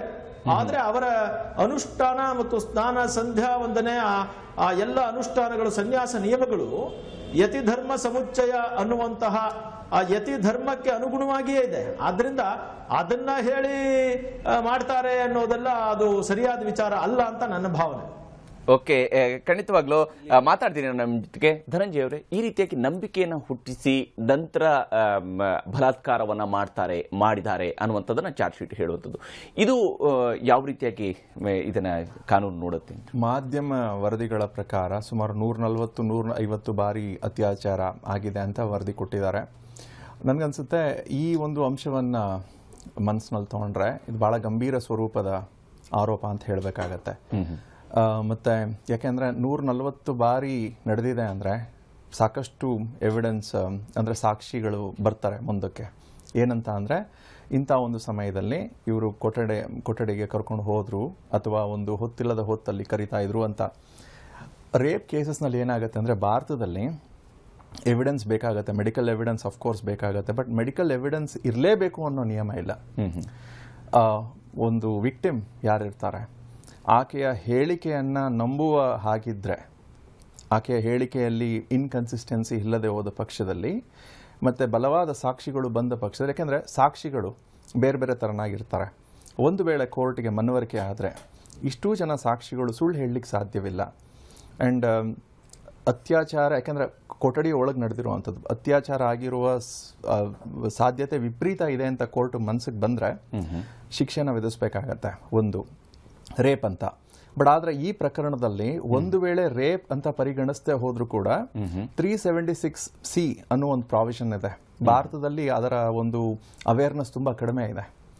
ಏನಂದರೆ, ಯಾವ ವ್ಯಕ್ತಿ ತನ್ನ ಒಂದು ಅಧಿಕಾರ ಅಥವಾ ಅಥಾರಿಟಿಯನ್ನು ಬಳಸ್ಕೊಂಡು ಮತ್ತೊಬ್ಬ ವ್ಯಕ್ತಿಯನ್ನ ತನ್ನ ಕಾಮ ತೃಷೆಯನ್ನು ತೀರಿಸ್ಕೊಳ್ಳೋದಕ್ಕೆ ಬಳಸ್ಕೊಳ್ತಾನೆ, ಅಂದ್ರೆ ಆ ವ್ಯಕ್ತಿಯ ಒಪ್ಪಿಗೆಯಿಂದಾನೆ, ಬಟ್ ಬಲವಂತವಾಗಿ ಒಪ್ಪಿಗೆ ಬಂದಿದೆ, ಬಟ್ ಬಲವಂತವಾಗಿ, ಅವಾಗ ಏನಾಗುತ್ತೆ 5 ರಿಂದ 10 ವರ್ಷಗಳ ಸಜೆ ಇರುತ್ತೆ. ರೇಪ್ ಅಂತ ಅದು ಪರಿಗಣನೆ ಆಗೋದಿಲ್ಲ ಕಾನೂನಾತ್ಮಕವಾಗಿ. ಬಟ್ ಆದ್ರೆ ತನ್ನ ಒಂದು ಅಧಿಕಾರವನ್ನ ಬಳಸ್ಕೊಂಡು ಅಧಿಕಾರದ ಒಂದು ಗುಂಗಿನಲ್ಲಿ ಆತ ಏನಾದರೂ ಪದೇ ಪದೇ ಕೇಳಿ ಪಡ್ಕೊಂಡ್ರೆ ಅವಾಗ 376C ಆಗುತ್ತೆ. ಸೊ ಆ ಒಂದು ನಿಟ್ಟಿನಲ್ಲಿ ನೋಡಿದ್ರೆ ಇದು ನನಗನ್ಸುತ್ತೆ ಬಹಳ ಗಂಭೀರ ಪ್ರಕರಣ ಅಂತ ಹೇಳಬೇಕಾಗತ್ತೆ. ಬೇರೆ ಪ್ರಕರಣಗಳಿಗೂ ಇದಕ್ಕೂ ಸಾಕಷ್ಟು ವ್ಯತ್ಯಾಸ ಇದೆ. ಯಾಕೆಂದ್ರೆ 140 ಬಾರಿ ಅಂತ ಏನು ಹೇಳಿದ್ದಾರೆ, ಸೊ ಅಲ್ಲಿ ನನಗನ್ಸುತ್ತೆ ಇದರ ಒಂದು ಸೀರಿಯಸ್ನೆಸ್ ಕಾಣಿಸುತ್ತೆ. ಎರಡನೇದಾಗಿ, ನಮ್ಮ ವಿದ್ವಾಂಸರು ಹೇಳಿದಂತ ಯಾವ ಅಂಶಗಳು ರಿಲೆವೆಂಟ್ ಆಗೋದಿಲ್ಲ ನ್ಯಾಯಾಲಯದಲ್ಲಿ. ಒಬ್ಬ ಸನ್ಯಾಸಿಯಾಗಿ ನನಗೆ ವಿಶೇಷವಾದ ಹಕ್ಕಿದೆ ಮೆಡಿಕಲ್ ಎಕ್ಸಾಮಿನೇಷನ್ ಇಂದ ಹೊರಗಿರಕ್ಕೆ ಅಂತ ಹೇಳುವ ವಾದವನ್ನ ಮಾಡ್ಲಿಕ್ಕೆ ಆಗೋದಿಲ್ಲ. ಒಬ್ಬ ಸಾಧಾರಣ ಭಾರತದ ಪ್ರಜೆ ಅಥವಾ ನಾಗರಿಕ ಹೇಳಲಿಕ್ಕೆ ಅವಕಾಶ ಇರುತ್ತೆ.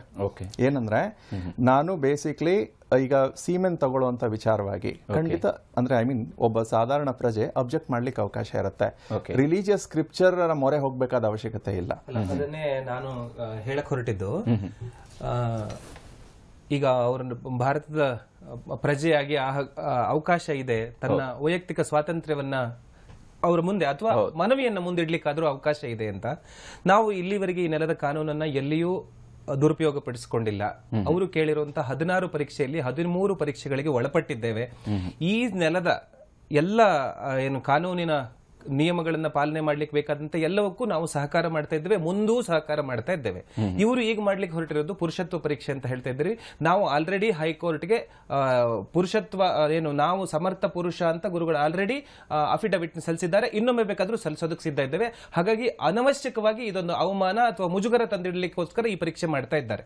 ಈ ಪರೀಕ್ಷೆ ಹಿಂದಿರೋ ಉದ್ದೇಶ ಅದೇನೆ. ನಾವು ಹೇಳ್ತಾ ಇರೋದು, ನನ್ನ ಪ್ರಬಲವಾದ ಪ್ರತಿಪಾದನೆ ಏನು ಅಂದ್ರೆ, ಯಾವುದೋ ಅನ್ಯ ಉದ್ದೇಶಕ್ಕೆ ಗುರುಗಳ ಮೇಲೆ ಈ ತರದ್ದೊಂದು ಷಡ್ಯಂತ್ರ, ಅದೇ ಶಬ್ದ ಬಳಸ್ತೀವಿ ನಾವು, ನಿಜವಾಗ್ಲೂ ಅದೇನೂ ಇಲ್ಲ, ಈ ಒಂದು ಯಾವುದೋ ಪ್ರಚೋದನೆ ಒಳಗಾಗಿ ಈ ತರದ್ದೊಂದು ಆರೋಪ ಮಾಡಿ ಇಂಥ ಒಂದು ಪರಂಪರೆ ನಮ್ಮ ಕಾಲಘಟ್ಟದಲ್ಲಿ ಛಿದ್ರ ಆಯಿತು, ಅದಕ್ಕೊಂದು ಅವಮಾನ ಆಯಿತು ಅನ್ನೋದನ್ನ ನಾವು ಸಹಿಸ್ಕೊಂಡು ಸುಮ್ಮನಿರ್ಬೇಕಾಗಿಲ್ಲ ಅಂತ ನಾನು ಕೇಳೋದು. ಮುಂದೆ ಒಂದು ಪ್ರಶ್ನೆ ಕೇಳ್ತೀನಿ, ನೀವು ಇದನ್ನು ಮುಂದೊಂದು ದಿವಸ ಇದು ಡಿಸ್ಪ್ರೂವ್ ಆಯಿತು ಅಂತ ಇಟ್ಕೊಳ್ಳೋಣ, ಇದು ಅತ್ಯಾಚಾರದ ಆರೋಪ ಫೇಕ್ ಅಂತ.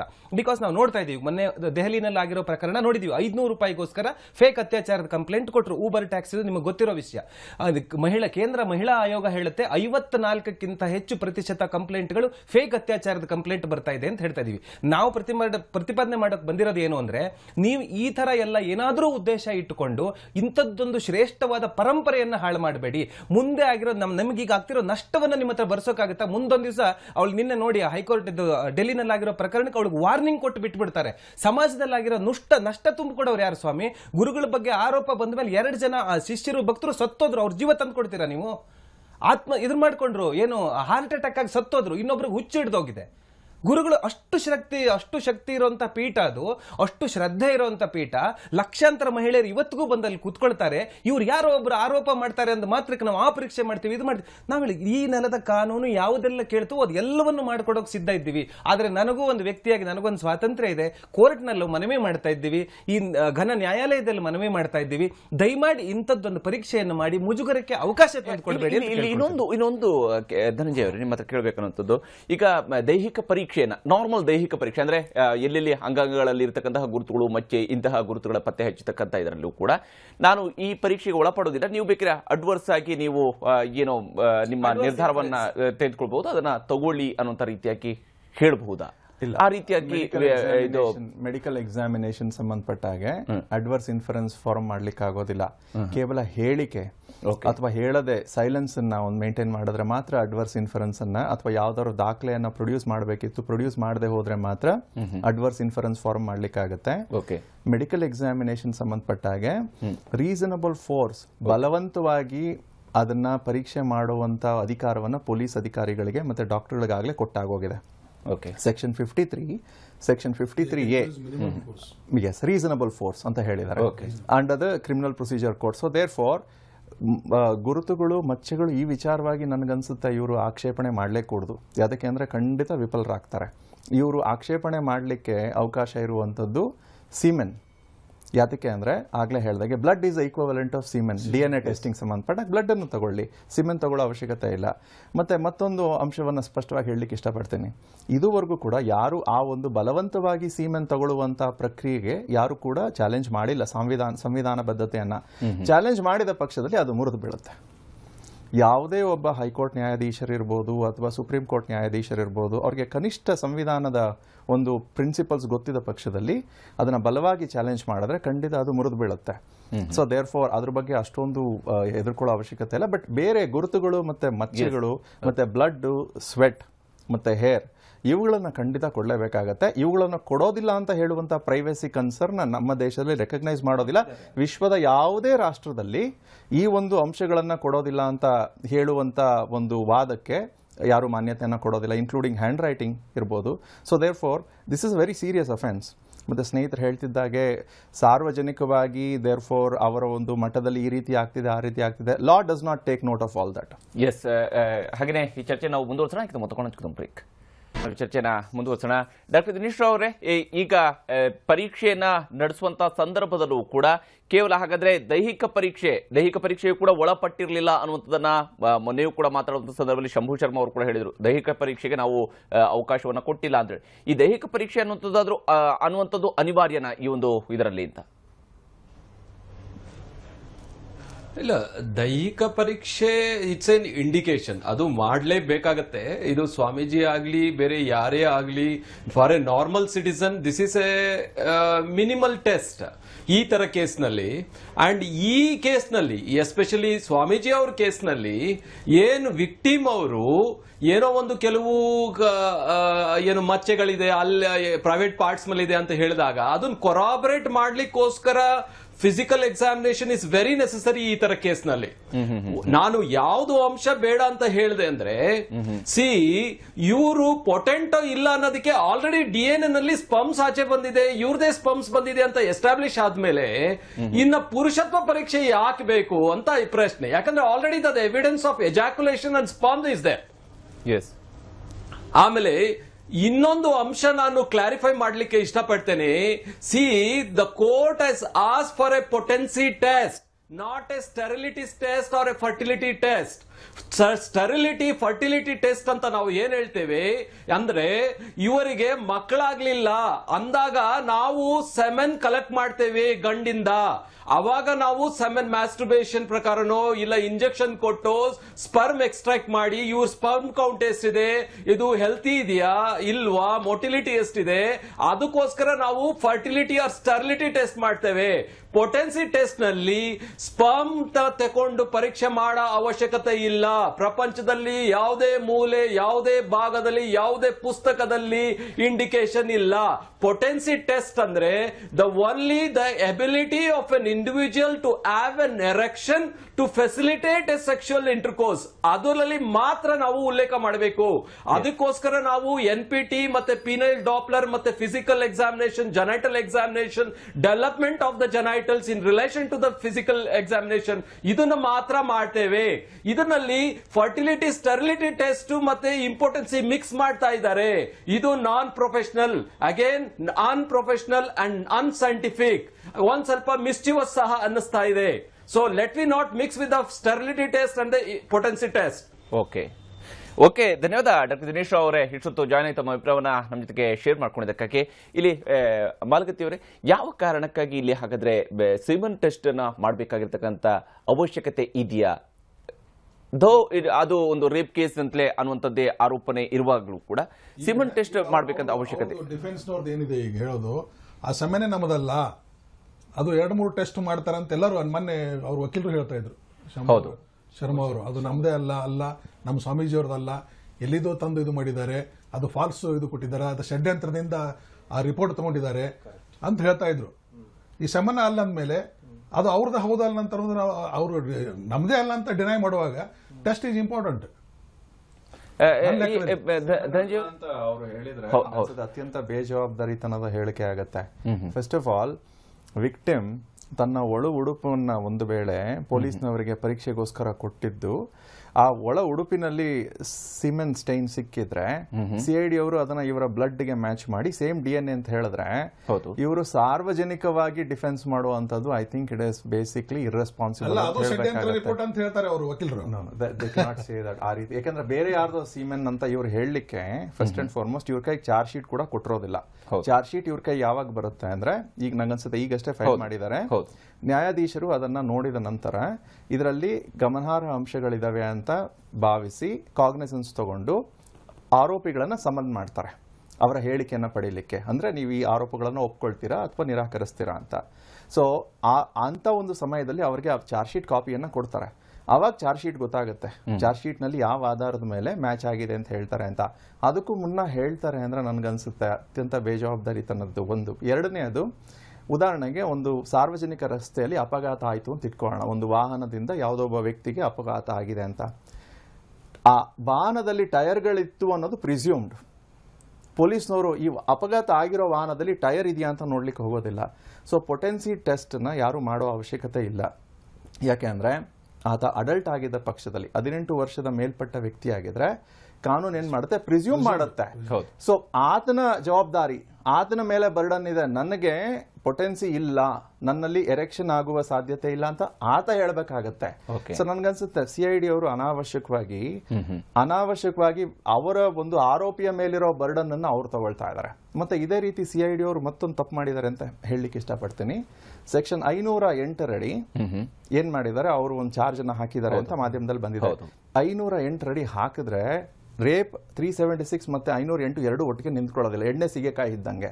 508 ಏನ್ ಹೇಳುತ್ತೆ ಅಂದ್ರೆ, ಭಗವಂತನ ಒಂದು ಭಯ ಅಥವಾ ಭಗವಂತನ ಪ್ರೀತಿಯ ಆಸೆ ತೋರಿಸಿ ನೀವು ಯಾರಿಂದಾದ್ರೂ ಕೆಲಸವನ್ನ ಮಾಡಿಸ್ಕೊಂಡ್ರೆ ಅವಾಗ 1 ವರ್ಷ ಸಜೆ ಇದೆ. ಅಂದ್ರೆ ಅವರು ಒಪ್ಪಿ, ಆದ್ರೆ ಭಗವಂತನ ಮೇಲಿನ ಆಸೆ ಅಥವಾ ಭಗವಂತ ಮೇಲಿನ ಭಯ ಒಪ್ಪಿ ಮಾಡಿದ್ರೆ 508ರಲ್ಲಿ ಶಿಕ್ಷೆ ಆಗುತ್ತೆ. ಅತ್ಯಾಚಾರ ಅಂದ್ರೆ ಒಪ್ಪಿಗೆ ವಿರುದ್ಧವಾಗಿ ಮಾಡಿರೋದು ಅಂತ. ಸೊ 376 ಮತ್ತೆ 508 ಎರಡು ಹೊರಗಿಟ್ರೆ ಎಣ್ಣೆ ಸಿಗಕ್ಕೆ ಆಗೋಗುತ್ತೆ. ಅದು ಮಾಡಬಾರ್ದಿತ್ತು. ಬಟ್ ಅವ್ರು ಏನ್ ಮಾಡ್ಬೇಕಿತ್ತು ಅಂದ್ರೆ 506 ಹಾಕ್ಬೇಕಿತ್ತು. ಯಾಕಂದ್ರೆ ಮಾಧ್ಯಮದಲ್ಲಿ ಈ ಒಂದು ಪ್ರಶ್ನೆ CID ಮುಂದೆ ಕೇಳಿದಾಗ CID ಅವ್ರು ಏನ್ ಹೇಳಿದ್ದಾರೆ ಅಂದ್ರೆ, ಕಂಪ್ಲೇಂಟ್ ಅನ್ನ ಕೊಡೋದೇ ಇರೋ ಹಾಗೆ ಅವರಿಗೆ ಬೆದರಿಕೆಯನ್ನ ಒಡ್ಡಿದ್ರು. ಬೆದರಿಕೆಯನ್ನ ಒಡ್ಡಿದ್ರೆ ಅದು 506 ಆಗುತ್ತೆ, 508 ಹಾಕ್ಬಾರ್ದಿತ್ತು. But that is all right. ನಾನೇನ್ ಹೇಳ್ತೀನಿ ಅಂದ್ರೆ, CID ಅವರು ಆಳವಾಗಿ ಇದನ್ನ ನೋಡ್ತಿಲ್ಲ, ಸಾರ್ವಜನಿಕವಾಗಿ ಸ್ವಲ್ಪ ಡ್ರಾಮಾ ಆಡುವಂತ ಒಂದು ಕೆಲಸವನ್ನ ಮಾಡ್ತಿದ್ದಾರೆ. ಯಾಕಂದ್ರೆ 508 ಇದುವರೆಗೂ ಯಾರು ಹಾಕಿಲ್ಲ, ನಾವು ಹಾಕಿದ್ವಿ ಅಂತ ಹೇಳಿದ್ದಾರೆ. By the way, that is not the way. ಯಾಕಂದ್ರೆ ಆರೋಪಿ ಯಾವುದೇ ಸ್ಥಾನಮಾನದಲ್ಲಿರಲಿ, ಈ must get a fair trial. ನೀವು ರೆಕಾರ್ಡ್ ಸೃಷ್ಟಿ ಮಾಡೋದಕ್ಕೋಸ್ಕರ ಹೊಸ ಒಂದು ಅಫೆನ್ಸ್ ಹಾಕ್ತಿವಿ ಅನ್ನುವಂಥದ್ದು that is not fair, that is also not correct. ಇಲ್ಲ, ಇದರಲ್ಲಿ 169 ಸಲ ಅಂತ ಅವಳು ರೇಪ್ ಆಗಿದ್ದು ಕಂಪ್ಲೇಂಟ್ ಕೊಡ್ತಾಳೆ. ಒಂದು ಟೈಮ್ ಆದ್ರೆ ವಕೀಲರು ಹೇಳಿದಾಗೆ ಅವಶ್ಯಕತೆ ಇರಲಿಲ್ಲ 508. ಬಟ್ ಅದರಲ್ಲಿ 169 ಸಲ ರೇಪ್ ಆದಾಗ ಅದನ್ನು ಉಪಯೋಗ ಮಾಡ್ಯಾರ ಅಂತ, ಒಂದೇ ಸಲ ಅಲ್ಲ, ಇನ್ನು ಕೆಲವೊಂದು ಸಂದರ್ಭದಲ್ಲಿ ಅದರ ಹೆಸರನ್ನು ಉಪಯೋಗ ಮಾಡ್ಯಾರ ಅಂತ ಅದು 508. ಡಾಕ್ಟರ್ ಶರ್ಮಿಳಾ ಅಯ್ಯಂಗಾರ್ ಅವರೇ, ಕೊನೆಯದಾಗಿ ತಮ್ಮ ಹತ್ರ ಕೇಳುವಂಥದ್ದು, ಇಲ್ಲಿ ಸ್ವಾಮೀಜಿಯವರ ಅಂಗಾಂಗ ಪರೀಕ್ಷೆ ನಡೆಯುತ್ತೆ. ಶಾಸ್ತ್ರ ಪ್ರಕಾರ ಇಂತಹ ಪರೀಕ್ಷೆಗಳಿಗೆ ಒಳಪಡಬಹುದಾ, ಅಥವಾ ಯಾವುದೇ ಹಂತದಲ್ಲಿ ಸ್ವಾಮೀಜಿಯವರ ಇಂತಹ ಒಬ್ಬ ಸನ್ಯಾಸಿಯ ಇಂತಹ ಪರೀಕ್ಷೆಗಳು ನಡೆಯುತ್ತಾ? ನಮ್ಮ ಶಾಸ್ತ್ರಗಳಲ್ಲಿ ನೀವು ಯಾವುದೇ ಸ್ಮೃತಿ ಗ್ರಂಥಗಳು ತಗೊಳ್ಳಿ, ಯಾವುದರಲ್ಲೂ ಕೂಡ ಇಂತಹ ಪರೀಕ್ಷೆಗಳಿಗೆ ಅವಕಾಶವಿಲ್ಲ. ಆದರೆ ನೀವು ನೆಲದ ಕಾನೂನು ಬೇರೆ, ಧರ್ಮ ಬೇರೆ. ಧರ್ಮದಲ್ಲಿ ಶಿಕ್ಷೆ ಇಲ್ವಾ, ಇಂಥವ್ರಿಗೆ ಅಕಸ್ಮಾತ್ ತಪ್ಪು ಮಾಡಿಬಿಟ್ಟಿದ್ರೆ ಸನ್ಯಾಸಿಗಳು ಶಿಕ್ಷೆನೇ ಇಲ್ವಾ ಅಂತ ಕೇಳ್ಬೋದು. ಆದರೆ ನಿಜವಾಗಿಯೂ ಶಾಸ್ತ್ರದಲ್ಲಿ ಏನು ಹೇಳಿದೆ ಅನ್ನೋದನ್ನು ನೋಡಬೇಕು. ಎಷ್ಟು ಪ್ರವರ್ಜಿತೋ ಭೂತ್ವ ಮೈಥುನಂ ಸೇವತೆ ಪುನಃ ಷಷ್ಠರ್ವರ್ಷ ಸಹಸ್ರಾಣಿ ವಿಷ್ಟಾಯಾಮ್ ಜಾಯತೆ ಕ್ರಿಮಿ ಅಂತ ಶಾಸ್ತ್ರಗಳು ಹೇಳುತ್ತೆ. ಅಂದ್ರೆ ಏನು ಅಂದ್ರೆ, ಯಾವನು ಸನ್ಯಾಸಿಯಾಗಿ ಒಂದು ವೇಳೆ ಅವನೇನಾದ್ರೂ ಮತ್ತೆ ಸ್ತ್ರೀ ಸಂಘವನ್ನ ಮಾಡಿದ್ರೆ ಅವನು ಭಗವಂತನ ಅನುಜ್ಞೆಯಿಂದ 60,000 ವರ್ಷಗಳ ಕಾಲ ಹುಳುವಾಗಿ ಅಮೇಧ್ಯದಲ್ಲಿ ಹುಟ್ಟುತ್ತಾನೆ ಅನ್ನೋದು ಸ್ಮೃತಿಯ ಸಾರಾಂಶ. ಅಂದ್ರೆ ಏನು ಅಂದ್ರೆ, ಈ ಭಯ ಇರಬೇಕು, ಯಾರೂ ಸನ್ಯಾಸಿಗಳು ತಪ್ಪು ಮಾಡಬಾರ್ದು ಅನ್ನೋದಕ್ಕೋಸ್ಕರ. ಇನ್ನೊಂದು ವಿಚಾರವನ್ನ ಹೇಳ್ತೀನಿ. ಇಲ್ಲಿ ನಮ್ಮಲ್ಲಿ ಏನಾಗಿದೆ ಅಂದ್ರೆ, ಅನೇಕ ಮಠಗಳು, ಪೀಠಗಳು, ಪರಂಪರೆಗಳು ಎಲ್ಲ ಇದೆ. ಈ ಧರ್ಮಶಾಸ್ತ್ರಗಳ ಕಾಲಕ್ಕೆ ಸನ್ಯಾಸಿ ಅಂದ್ರೆ ಬಿಡಿ ಸನ್ಯಾಸಿಗಳು 106 ಜನ ಇದ್ರು. ಈ ಸನ್ಯಾಸ ಪೀಠದ ಪರಂಪರೆ, ಅದು ರಾಜ ಪರಂಪರೆ ಅನ್ನೋದೆಲ್ಲ ಅದೆಲ್ಲ ಇವರು ಮಾಡ್ಕೊಂಡಿರೋದೇ ಹೊರತು ಧರ್ಮಶಾಸ್ತ್ರಗಳಲ್ಲಿ ಆ ಪೀಠದ ಪರಂಪರೆಗಳೆಲ್ಲ ಲೆಕ್ಕಕ್ಕೆ ಬರೋದಿಲ್ಲ. ಸನ್ಯಾಸಿ ಅಂದ್ರೆ ಸನ್ಯಾಸಿ ಅಷ್ಟೇ. ಆದ್ರಿಂದ ಇದು ಕಾನೂನು ಏನೇ ಹೇಳುತ್ತೆ, ಅದೇನ್ ಮಾಡುತ್ತೆ, ತಪ್ಪು ಮಾಡಿದವ್ರು ಯಾರು, ಸರಿ ಮಾಡಿದವ್ರು ಯಾರು ಅನ್ನೋದೆಲ್ಲವೂ ಕೂಡ ಕಾನೂನಿನ ಇಂದ್ರಿಯ ಗೋಚರವಾದ್ರೆ, ಪರಮಾತ್ಮನ ದೃಷ್ಟಿಯಲ್ಲಿ ಮತ್ತು ಶಾಸ್ತ್ರಗಳ ದೃಷ್ಟಿಯಲ್ಲಿ ಯಾರು ತಪ್ಪು ಮಾಡಿದಾರೋ ಸನ್ಯಾಸಿ, ಅವನೇನಾದ್ರೂ ನಿಜವಾಗಿಯೂ ತಪ್ಪು ಮಾಡಿದ್ರೆ ಅವನು 60,000 ವರ್ಷಗಳ ಕಾಲ ಅವನು ಹುಳುವಾಗಿ ಹುಟ್ಟುತ್ತಾನೆ ಅನ್ನೋದು ಶಾಸ್ತ್ರದ ನಿರ್ದೇಶ. ಖಂಡಿತ. ಡಾಕ್ಟರ್ ಶೆಲುಪಿಳ್ಳೆ ಅಯ್ಯಂಗಾರ್ ಅವರೇ ಧನ್ಯವಾದ. ಇಷ್ಟೊತ್ತಿಗೆ ಕಾರ್ಯಕ್ರಮದ ಜಾನಿ ತಮ್ಮ ಅಭಿಪ್ರಾಯವನ್ನು ಶೇರ್ ಮಾಡ್ಕೊಂಡಿದ್ದಕ್ಕಾಗಿ. ಕೊನೆಯದಾಗಿ ನಾನು ಮೊದಲೇ ಹೇಳಿದಾಗೆ ಈ ನೆಲದ ಕಾನೂನಿಗೆ ಅದಕ್ಕೆ ಎಲ್ಲದಕ್ಕೂ ಸಹಕರಿಸ್ತೇವೆ. ಆದರೆ ಈ ಸನಾತನ ಪರಂಪರೆ ಕಾನೂನಿಗಿಂತ ಹಳತು. ನಾನು ಅದನ್ನು ವಿರೋಧಿಸಿ ಮಾತಾಡ್ತಾ ಇಲ್ಲ. ಆ ಪರಂಪರೆಯ ಉಳಿವಿಗಾಗಿ ನಿಮ್ಮಲ್ಲಿ ಪ್ರಾರ್ಥನೆ ಮಾಡಿಕೊಳ್ಳೋದಿಷ್ಟೇ. ಒಂದು ವ್ಯಕ್ತಿಯ ಸ್ವಾತಂತ್ರ್ಯವನ್ನ ಇದನ್ನ ಒಂದ್ಯಾವುದೋ ಒಂದು ಕೆಟ್ಟ ಉದ್ದೇಶಕ್ಕೆ ಈ ಕಂಪ್ಲೇಂಟ್ ಲಾಂಚ್ ಆಗಿದ್ದಿದ್ರೆ ಆ ಕಾರಣಕ್ಕಾಗಿ ಈ ಎಲ್ಲ ಪರೀಕ್ಷೆಗಳಿಗೆ ಒಳಪಡಿಸಿ ಅವಮಾನ ಮಾಡಬೇಡಿ, ಮೊದಲನೇದು. ಎರಡನೇ ಮಾತು ನಾನು ಹೇಳಕ್ ಹೊರಟಿರೋದು, ನೀವು ಇಷ್ಟಕ್ಕೂ ಬಲವಂತವಾಗಿ ಮಾಡಕ್ಕೆ ಹೋದ್ರೆ ಈ ಸನ್ಯಾಸ ಧರ್ಮದಲ್ಲಿರೋರು ಯಾವುದೇ ತಪಸ್ವಿ ಇರ್ಬೋದು, ನಿಮ್ಮ ವೈಯಕ್ತಿಕವಾಗಿ ನಾವು ಯಾರೋ ಸಹಜವಾದ ನೀವು ಯಾರಾದ್ರೂ ಆಗ್ಬೋದು. ನಮ್ಮ ಮನಸ್ಸಿನಿಂದ ಏಕಾಗ್ರತೆಯಿಂದ ನಾವೇನಾದ್ರೂ ಮಾಡ್ತಾ ಇದ್ರು, ಇನ್ಯಾರೋ ಬಲವಂತವಾಗಿ ನಮ್ಮ ಹತ್ರ ಏನಾದ್ರೂ ಮಾಡಿಸಿದ್ರೆ ಅದು ಯಾವ ವ್ರತಕ್ಕೂ ಭಂಗ ಅಲ್ಲ, ಅದು ಎಲ್ಲದಕ್ಕೂ ಪ್ರಾಯಶ್ಚಿತ್ತ ಇದೆ. ಧರ್ಮ ಹಿಂದ ಅನ್ನೋದು, ಧರ್ಮ ಕಾನೂನಿಗಿಂತ ನಮ್ಮ ಧರ್ಮ ಶ್ರೇಷ್ಠ ಅನ್ನೋದು ದಟ್ ಈಸ್ ರಾಂಗ್. ನಾವು ಕಾನೂನು ಎಲ್ಲರಿಗೂ ನೋಬಡಿ ಇಸ್ ಅಬೌವ್ ಅಲ್ಲ, ನೋಬಡಿ ಇಸ್ ಅಬೌವ್ ಅಲ್ಲ. ಕಡಿಮೆ ಅಂತ ಹೇಳಲಿಲ್ಲ, ಸನಾತನವಾದ ಕಾನೂನು ಇತ್ತು ಸನಾತನ ಕಾನೂನುಗಳಲ್ಲಿ. ಮತ್ತೆ ಹೇಳ್ತೀನಿ, ಕಾನೂನಿನಲ್ಲಿ ತಪ್ಪಿಗೆ ಶಿಕ್ಷೆ ಮಾತ್ರ ಇದೆ, ಧರ್ಮದಲ್ಲಿ ಪ್ರಾಯಶ್ಚಿತ್ತಕ್ಕೆ ಅವಕಾಶ ಇದೆ. ನಾನು ವಿರೋಧಿಸ್ತಾ ಇಲ್ಲ, ಪ್ರಾಯಶ್ಚಿತ್ತಕ್ಕೆ ಅವಕಾಶ ಇದೆ ಕಾನೂನಲ್ಲಿ. ಬಸವನ ಕಾಲದಲ್ಲಿ ಸದಾ ಕಳಬೇಡ, ಕೊಲ್ಲಬೇಡ, ಹುಸೇನ್ ಹೊಡೆಯಬೇಡ ಅವರು ಹೇಳಿದ್ರು ಅವಾಗ. ಶಾಸ್ತ್ರದಲ್ಲಿ ಮತ್ತೆ ಧರ್ಮದಲ್ಲಿ ಅತ್ಯಾಚಾರಕ್ಕೆ ಅವಕಾಶವಿಲ್ಲ. ಅತ್ಯಾಚಾರದ ಆರೋಪ ಬಂದ ಶಾಸ್ತ್ರಗಳನ್ನ ಪಕ್ಕಕ್ಕಿಟ್ಟು ಕೇವಲ ಕಾನೂನನ್ನ ಮಾತ್ರ ನೋಡ್ಬೇಕಾಗತ್ತೆ. That is all. ಖಂಡಿತ. ಧನ್ಯವಾದ ತಮ್ಮ ಮೂರಿಗೂ ಕೂಡ ಇಷ್ಟೊತ್ತಿಗೆ ಕಾರ್ಯಕ್ರಮ ಜಾಯ್ನ್ ಆಗಿ ತಮ್ಮ ಅಭಿಪ್ರಾಯನ ಶೇರ್ ಮಾಡ್ಕೊಂಡಿದ್ದಕ್ಕಾಗಿ. ಅತ್ಯಂತ ಪ್ರಮುಖವಾಗಿ ಈ ಒಂದು ಪ್ರಕರಣದಲ್ಲಿ ನಾಳೆ ಪರೀಕ್ಷೆಗೆ ಅಂತೂ ವಿಕ್ಟೋರಿಯಾ ಆಸ್ಪತ್ರೆಯಲ್ಲಿ ಬೇಕಾಗಿರ್ತಕ್ಕಂಥ ತಯಾರಿಗಳನ್ನ ಮಾಡ್ಕೊಳ್ಳಲಾಗಿದೆ. ಆದರೆ ನಿಜಕ್ಕೂ ಕೂಡ ಸ್ವಾಮೀಜಿಯವರು ನಾಳೆ ಅಲ್ಲಿ ಹೋಗಿ ಈ ಪರೀಕ್ಷೆಗೆ ಒಳಪಡ್ತಾರಾ ಇಲ್ವಾ, ಅವರು ತಮ್ಮ ಹಕ್ಕನ್ನು ಯಾವ ರೀತಿಯಾಗಿ ಬಳಸ್ಕೊಳ್ತಾರೆ ಅನ್ನೋದು ಕೂಡ ನಾಳೆ ನಿರ್ಧಾರ ಆಗುವಂಥದ್ದು. ಇದು ಇವತ್ತಿನ ವಿಶೇಷ ಸುದ್ದಿಯಾಗಿ ನೋಡ್ತಾರೆ ಟಿವಿ9.